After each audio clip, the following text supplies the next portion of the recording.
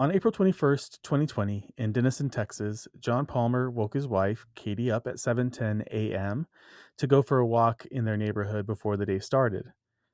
What started as a lovely early morning stroll soon turned into a nightmare for the Palmer family. While on that walk, John and Katie were hit by a suspected drunk driver in a very large truck. And despite the driver's record and his obvious signs of previous intoxication, police failed to conduct a blood test on the suspect. We asked this last week, but was this due to corruption or negligence? I'm Eric Carter Landine, And I'm Charlie Worrell. and this is Crime Lines and Consequences.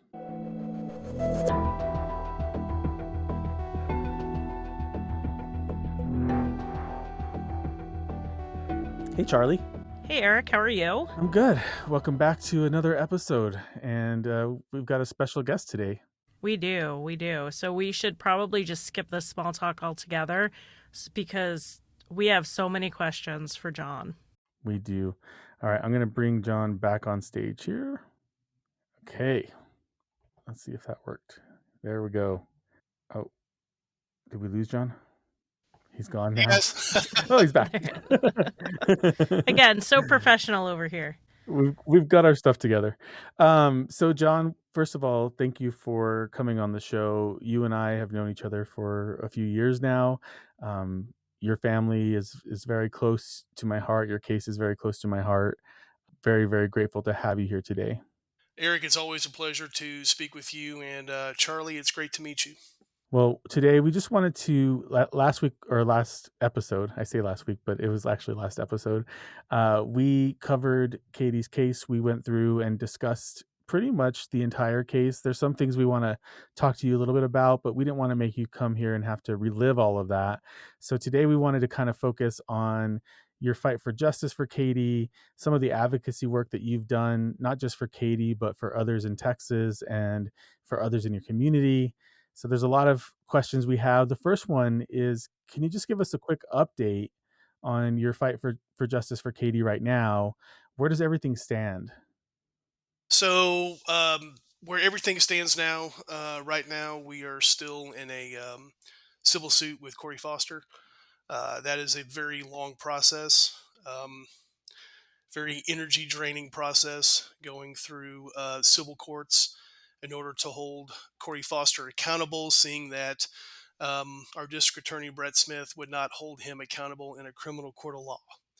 And because of that, we are campaigning um, for John Kermit Hill, who is running against Brett Smith in this upcoming primary in March.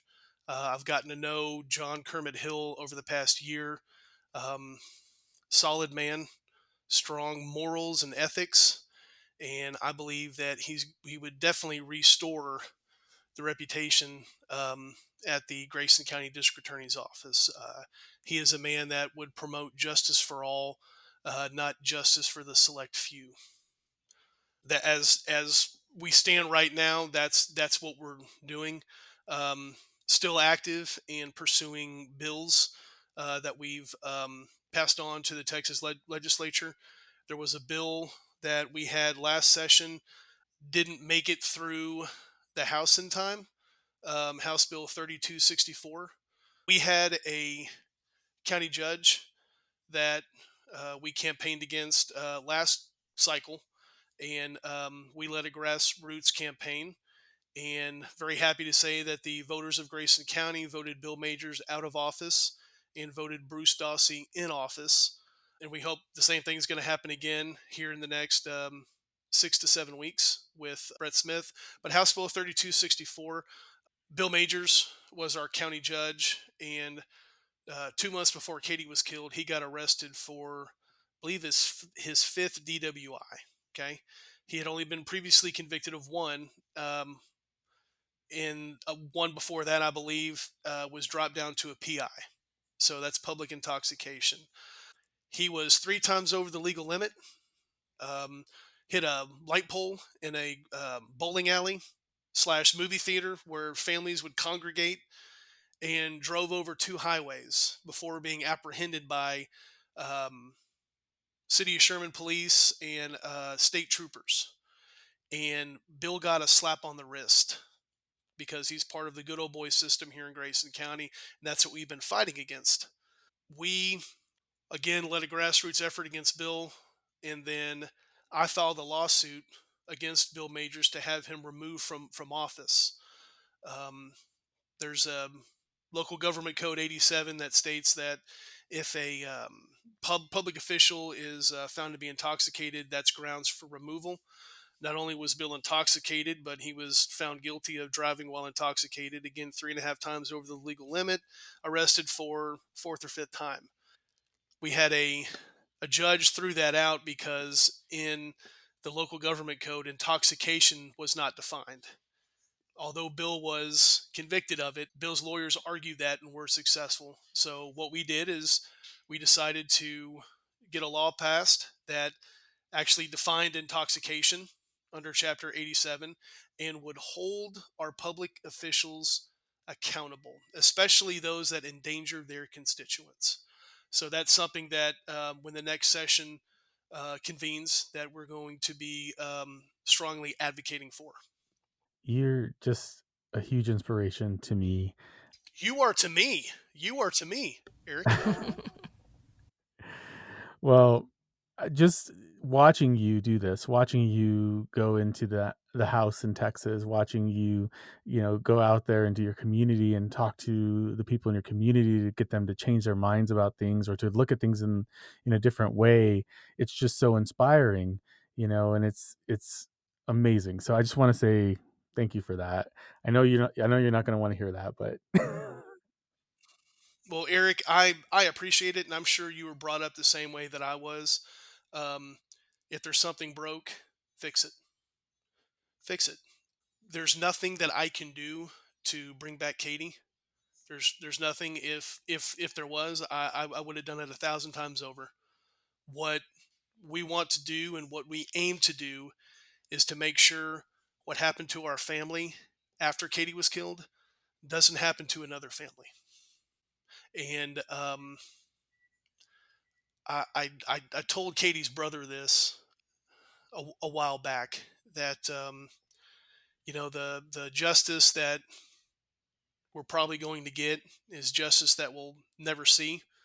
I think you and I might have talked about that, Eric. And he asked me, he goes, "What do you mean by that?" I said, "By doing everything that we're doing and to try to change the way that things happen here and what's happened to us, we're going to shed a light on everything that's been done wrong and all the misjustices that have occurred in Grayson County." And so maybe the next time Sharif Al Khatib pulls over a family friend, maybe the next time Brett Smith speaks to a victim and their family, the next time a prosecutor decides to tank a case in front of the grand jury here in Grayson County, they're going to think twice. They're going to remember everything that we all have done, and that'll be the change that's inflicted, and that'll be justice. And unfortunately, that'll be the justice that we don't see, but we know that is happening. And if that's what it is, then I'm fine with that. So let's talk about that for a minute. Obviously, I'm sure our listeners are thinking, of course, if a judge gets pulled over for DWI, he should be removed. But let's go ahead and talk about the DA and very specifically how they treated not just you but also Katie's mother, Rhonda, because I know when I heard about it, it absolutely shocked me how combative they were. So if you could get into that. Absolutely. So after after Katie was killed, I had reached out to the district attorney. I wanted to know what was happening with our case. He informed me that he didn't have any information for me at the time, that he hadn't received the file, and I probably knew more about the case than he did, which is fair. Okay, so if he hadn't received the case from law enforcement, it's fine. He was going to get back with us, right? More time had passed. Rhonda, Katie's mom, reached out to Brett. Brett wasn't at his office. His number she got from social media. Okay. If you don't want anybody to call you, don't make your number public, especially if you're a public official. That would seem to me very common sense. She called him, and he was very angry that she had the audacity to reach out to him, even as an elected public official whose number was readily accessible to anybody that had social media, basic social media like Facebook. Said he didn't know Katie, didn't know anything about it, didn't even know who she was. Okay, now mind you, her daughter was just killed. Okay, and Brett Smith campaigned for this position. Actually, he was appointed, but he campaigned to be appointed to it. There was never election at the very beginning, and that's a whole other story. So, can imagine being told that, uh, being told to basically be quiet, don't know who your daughter is. I'll get to you when I get to you. That would enrage you as a parent, just as a human being, somebody that you loved, and you're told, you're basically brushed off. You're brushed aside. So, like I've told Eric, and like I've told many other advocates that I've spoke with, our only platform is social media. And now, thankfully, advocates like you and Eric, Charlie, that allow us to come on your platform and tell Katie's story. So Rhonda went on social media, and she described her interaction with Brett that infuriated a lot of people in this community and our family. And so, rightfully so, emotions were very raw, and people began to comment. Our district attorney didn't like that. I get a call from Brett. I get a couple calls from Brett, not wanting to talk about the case, wanting to talk about how he's being perceived on social media. Again, calling me. I was a victim in this. I was also hit. I was put in the ICU. I watched my wife die right in front of me. And you want to talk about how you feel, how you're being misrepresented on social media? Okay, completely tone deaf and very narcissistic. So I actually apologized to him. I mean, I actually apologized to him, and had I known then what I know now, definitely would not be an apology. We finally had a meeting with Brett. Oh, approximately 6 to 8 weeks after Katie was killed. We go into the Grayson County Justice Center, and there was three prosecutors in there: Brett Smith, Laura Wheeler, and Don Hoover. Never met these people in my life. Okay, Katie has never met these people ever when she was alive. If we're going to talk about Katie, if we're going to talk about my wife, I want to introduce you to her. Okay. I want you to be able to make a human connection with who she was. And I'm there with her mom, her dad, and one of her siblings, her brother Logan. I had these pictures. I had gone to CVS and got them printed out, different times in her life, one with the kids, one at Logan's wedding, one with her brother, her dad, her mom, me, our wedding. And before we started, I asked if I could introduce Katie. I was told I could. Everybody's sitting at a table. Brett is standing in the corner with his arms folded. And I start putting these pictures out and describing each picture and what that picture meant to us and what she meant to us. And the two prosecutors looked at him, and forget who it was, if it was um, Don or Laura, handed Brett a picture, and he refused to touch it, refused to look at it, and said that he's seen everything he needs to see on social media. Okay. When I got done, it was Brett's turn to talk, and he let in a Rhonda again about social media. Made a comment that he didn't like our attorney. They had campaigned against each other. Shouldn't matter at all. I mean, that's our civil attorney. He's not a, Brett is supposed to be the criminal attorney, correct? Who's supposed to promote justice, not make biased assumptions. And he then told us that DPS messed up by not taking blood. That's his words. Missteps were made, were his exact words. They did a horrible investigation. He didn't know why blood was drawn. And then after he got through pinning everything on DPS, he looked at Rhonda and asked her to call off your jihad, and laughed. He thought that that was going to lighten the mood. It fell as flat as anything could have. If you could imagine, that set the tone for our relationship with the district attorney's office. It's really frustrating. I've heard you talk about this multiple times, and it just really it makes me so mad that somebody who is supposed to be there as a representative of law enforcement, as a representative of justice for your state and your county, to treat not only constituents, but constituents who have suffered the worst possible scenario, and then to be re-victimized by these people again. It's just absolutely infuriating. And there's a reason I wanted you to tell that versus me and Charlie telling that part of it, because I feel like um, it's more impactful. We get to feel the emotion behind what you're saying, and I think it really makes it much more clear why Charlie and I have been so against, or seemingly against, law enforcement and the district attorney as we presented this case in the last episode. So thank you for going through that. I know it's not easy.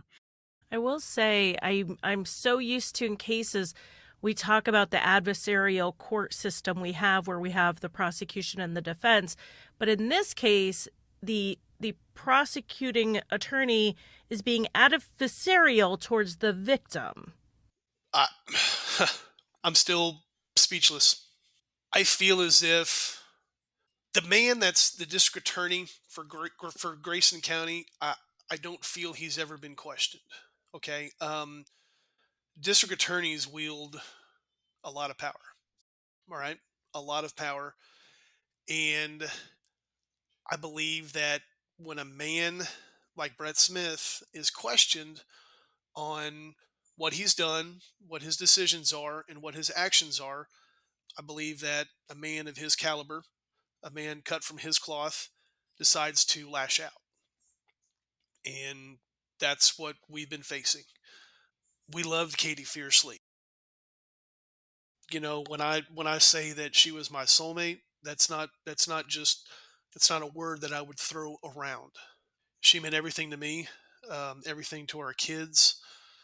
She was loved in this community, and to have what happened to her just brushed aside, like she didn't matter, like she didn't contribute, there's no excuse for it. And when we saw that was happening, we were hypercritical of the district attorney's office, as is our right. As is our right. This district attorney, they can't go unchecked, right? This man failed us, and over the past 3.5 years, we've learned that he's failed other families in Grayson County and also in Dallas County, where his office served as special prosecutor. We can't let that stand. Can't. And that's why we fight so hard. This has got to change. This is, you hear stories from people that have lived here for a long time, and it seems like everything repeats itself. Everything is part of the same system. I'm very happy to have the support that we have from our county. I think we've made real positive change, and we're going to continue to do so, and we're going to continue to fight like hell until we get that change. I love that. I love that. Uh, I'm going to shift gears just a little bit now. So you've done some incredible advocacy work beyond Justice for Katie. What you've done with Justice for Katie is amazing. But one example that comes to my mind is the work that you did with Colton's Law. Can you talk about that a little bit? Absolutely. Colton Carney was a young man that was hit and killed by a motorist very early in the morning after his car broke down, and he was just walking to work. Again, his parents got a call that no parent wants to get. Their son was killed. They arrived on scene. The mom and the dad asked if the motorist was tested for drugs or alcohol. And the response they got from law enforcement was that it was too early in the morning. No one's drunk or on drugs at this time, right? It's just lazy. just lazy and inexcusable. Okay. Well, Michelle Carney, Colton's mom, is just amazing. That answer rang hollow to her. So she wanted to make sure again what happened to her family, where they were just left with nothing but questions and not answers, didn't happen to another family, because you can't get closure at all. You can't, right? Those questions are always there. You're stuck with those questions and you live with those questions. She didn't want another family to go through that. So she is a warrior. She emailed and called every single representative in the state of Texas. There's roughly like 155. Did not take no for an answer, right? Didn't.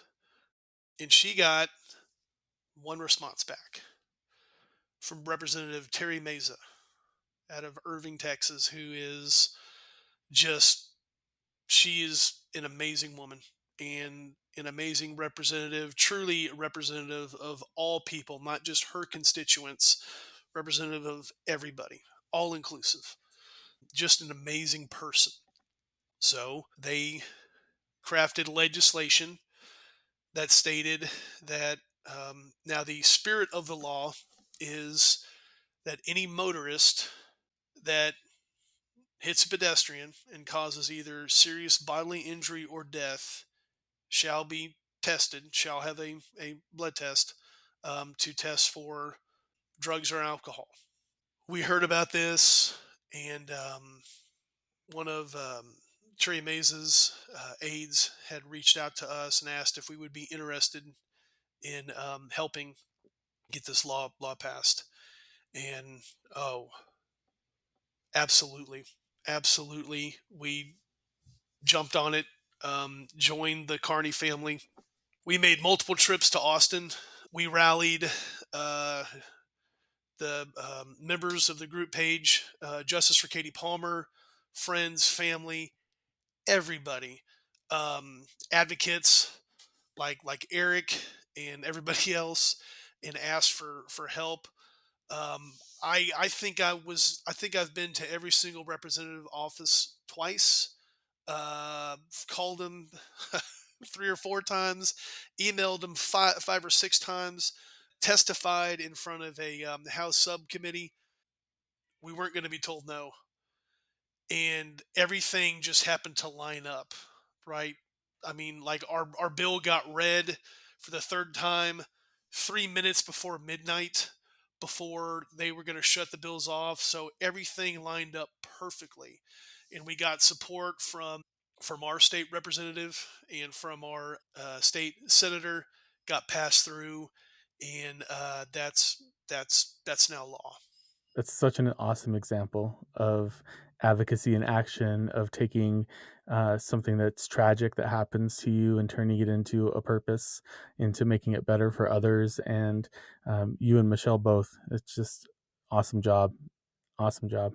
So having been in this advocacy space, as you know, you've been recovering physically yourself from your own injuries, I'm just wondering what were your perceptions of what advocacy looked like before this happened, and what are they now that you've been through this? What are the differences? What are things you think would be surprising to people? Eric, I hate to put you on the spot here. What does advocacy look like? I'm staring right at it. It's Eric.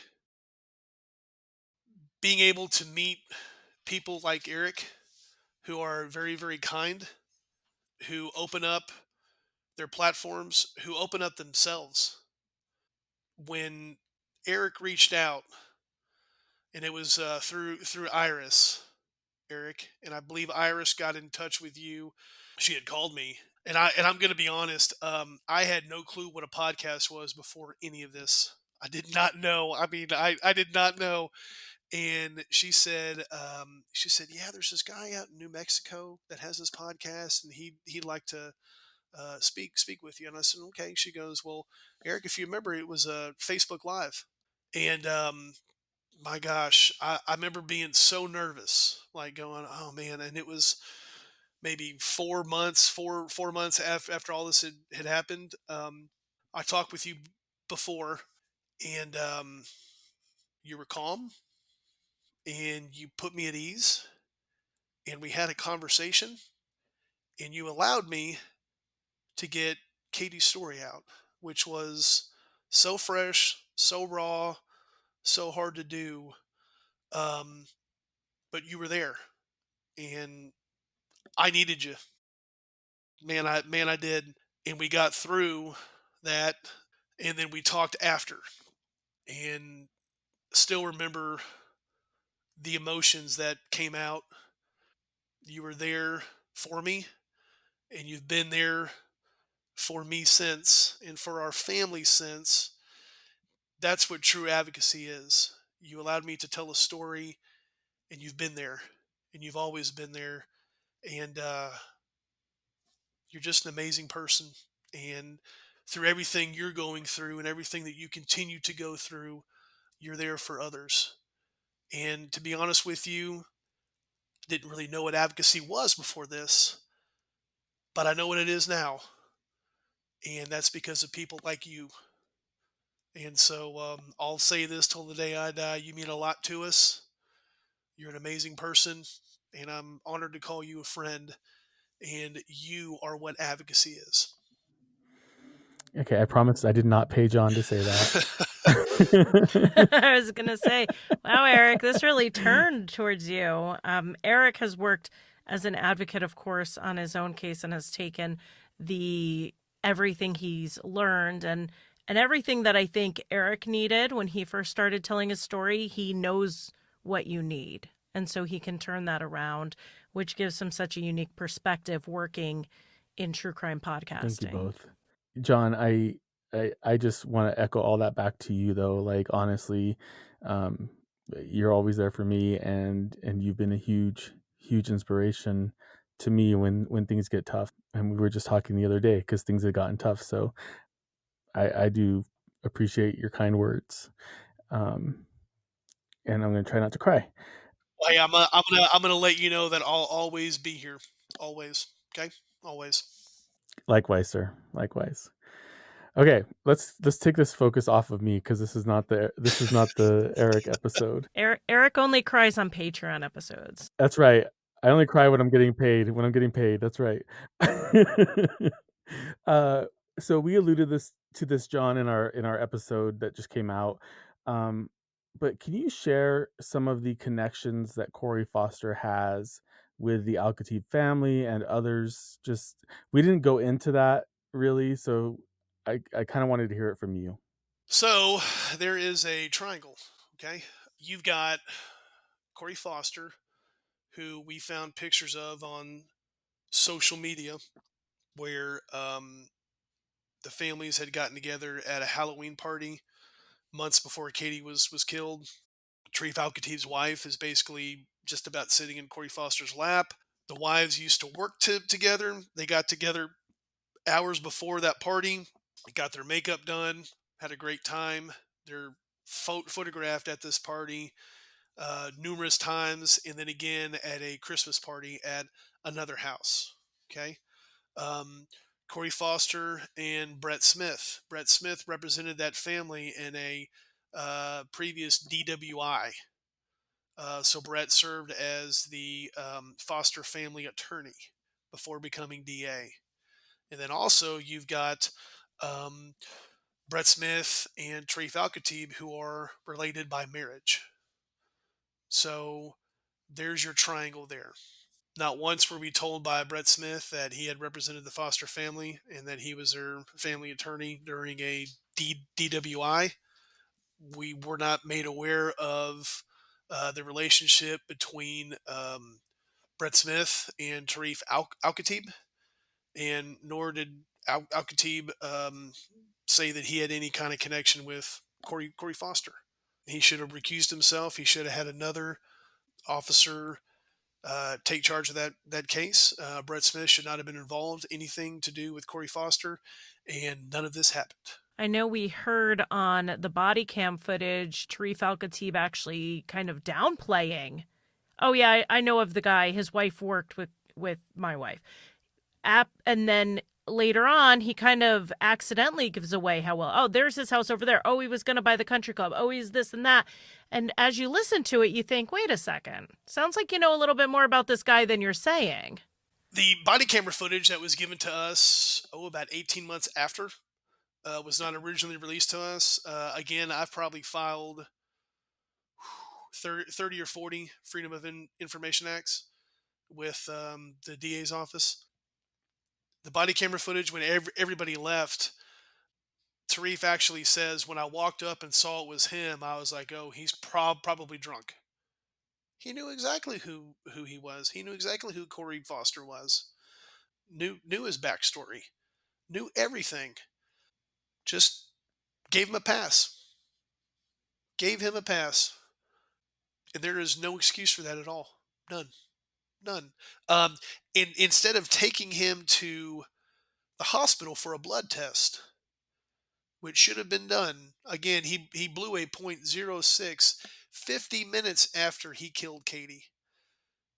Any law enforcement officer would go, well, if he's at a .06, and again, those PBTs don't tell you it's a .061 or a .069, but he was at a .06.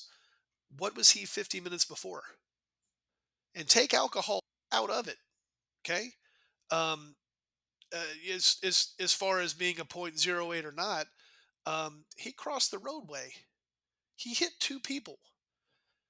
Smelled strongly of alcohol and said that he couldn't even see, and he drove well over a quarter mile blind.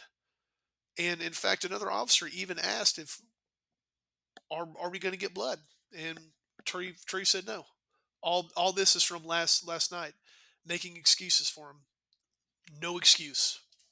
No excuse for what he did that day. And there's no excuse for what DPS has done and what Brett Smith has done by continuing to circle their wagons around Tarif, completely insulating him from any type of punishment. And we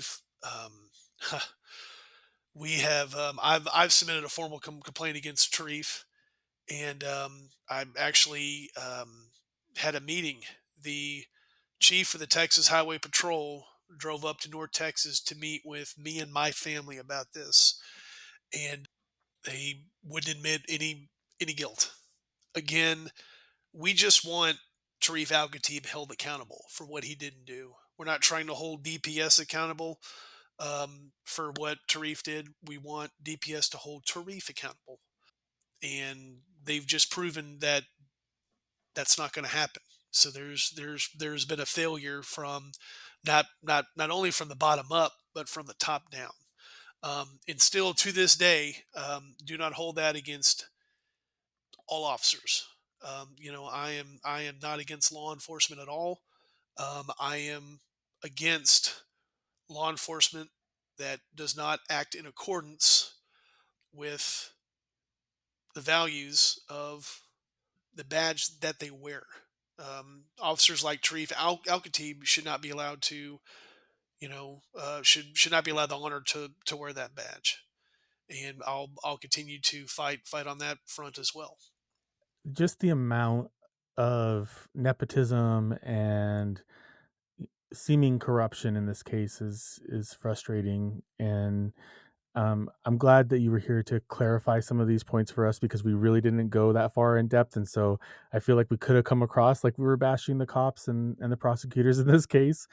So I'm glad that you were here to provide that context because I think it's important. I think it's important for people to know how families have to navigate these systems that are often adversarial, and while Charlie is not familiar with that happening as dramatically as it has for you, um, I can tell you that it's happened to me in a lot of situations where we've flat out just been ignored.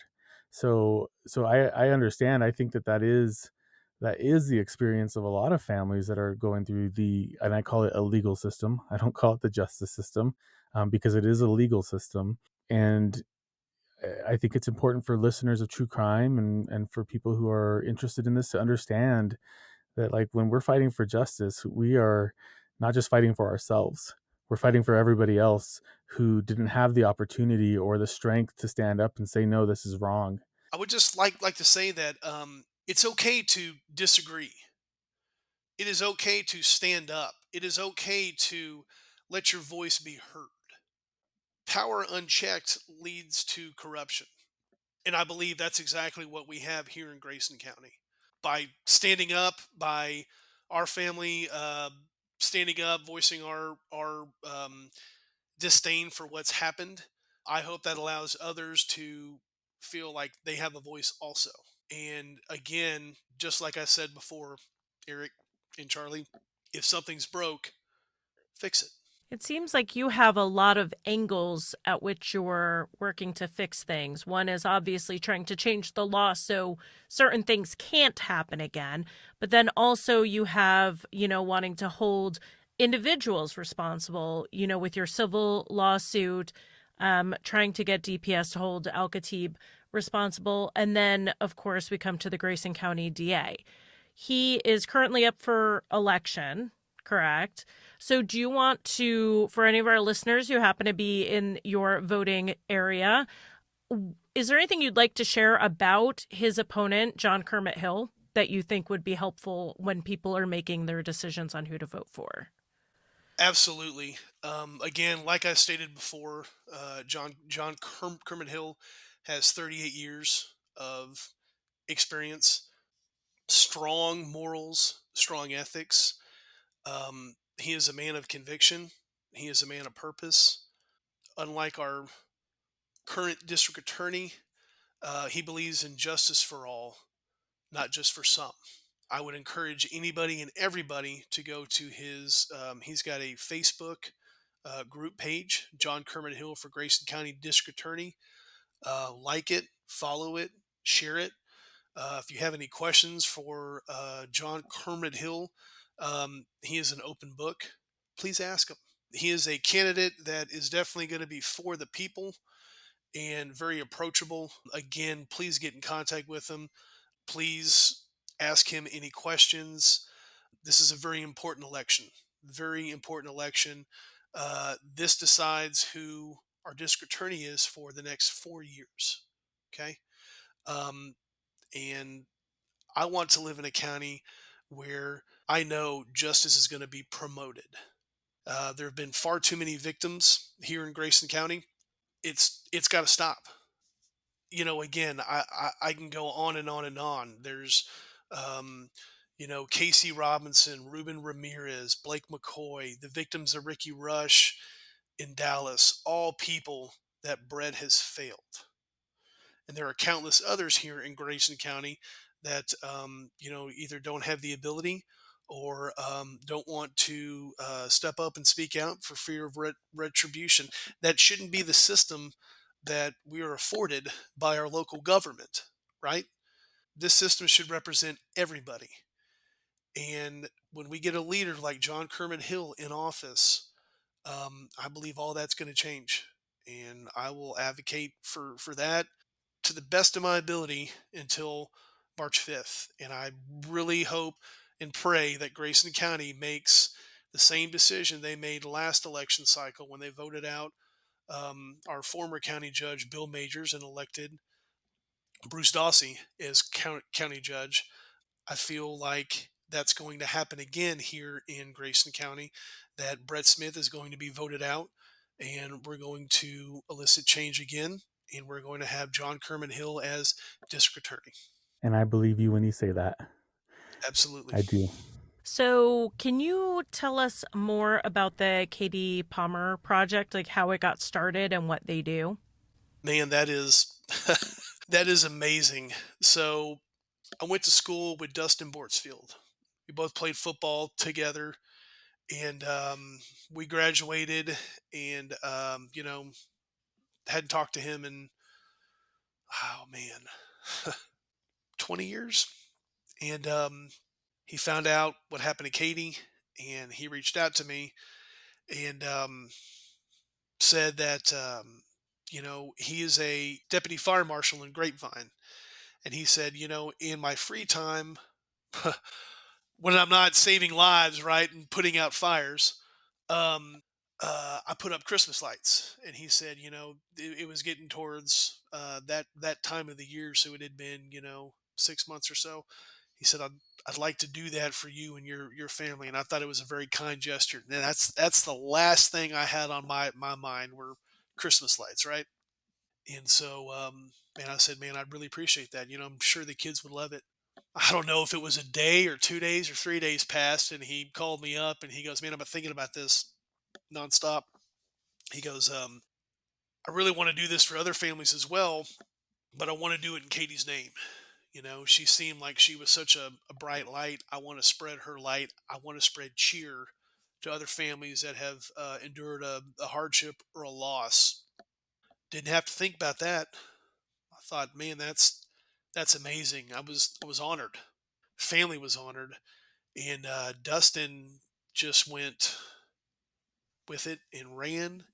And we just finished our 4th year, and we've put Christmas lights on about 40 families' houses, Texas, Oklahoma, Boston, and it's been great doing everything that we're doing with Justice for Katie Palmer. It gets real emotional. It gets real hard. The Katie Palmer project balances that out. We get to do great things for families that need it in Katie's name and spread her light. Dustin tells me that the firefighters, and they're all firefighters that volunteer to do this, and we're a nonprofit. We've taken donations, and it's been amazing the support and the feedback that we get. The firefighters, when they talk to Dustin, have just bought into it, and they love doing it. And you've got to realize, again, these firefighters are the best of us, right? I mean, just great men and women who risk their lives. You're paid to go into a burning building. You're paid, to rescue those that need it. I don't know too many people that are willing to go run into a burning building, and that's what they do. They're selfless individuals, and again, in their free time, which I mean, you would think that this free time that they have, they would want to spend it resting, but no, they go out there and they contribute to their community, and they contribute to the Katie Palmer project, and they keep on spreading Katie's light, and they tell Dustin that they love it and they want to do it the next season, and they just keep doing it, and just never ceases to amaze me how beautiful people can be to one another. And it started with Dustin, and it's continued with these other firefighters. And guys, I feel like I'm rambling on and on and on, but I can talk about the Katie Palmer project all day. So thankful that something so amazing bears her name. If our listeners wanted to donate to the project, how could they do that? They can go to there's a Facebook page, Katie Palmer Project, and I believe the website is katiepalmerproject.com. And there's a link there where they can definitely donate. Well, thank you, John, for coming on tonight. One final question: is there anything that our listeners can do for Justice for Katie Palmer? Is there any call to action that you have that something that you need help with, or if there's anything that you would like to just share as we close this out? Absolutely. Again, like I stated before, we need to hold our district attorney accountable. We need to hold Brett Smith accountable. This election, we need more people like John Kermit Hill in these positions. We need good, solid individuals that will represent the county as a whole and not just the select few. Anybody go to his page to support him, to support his message, and to continue to support positive change here in Grayson County. We have the ability to elicit change here, good change, change that'll put our county back on a good path. Our county's growing, it's getting bigger and bigger, and we need to enact change now to make sure to safeguard again other families, because what happened to my family, I don't want to happen to any other family. Katie could have been your mom, your sister, your aunt, your daughter, your wife, and you could be me. And I want to make sure again that this never happens to another family, not only in Grayson County, but if I had the ability, statewide, nationwide. Thank you, John. Thank you so much for coming on and sharing your story, sharing your pain, and sharing your love for Katie with us. We really appreciate it. Thank you both. All right. So if you want to keep up with the conversation, follow us on social media. You can follow us on Facebook, Instagram, and X, formerly Twitter. So thanks for listening. Thanks for watching, and we'll see you in a couple of weeks.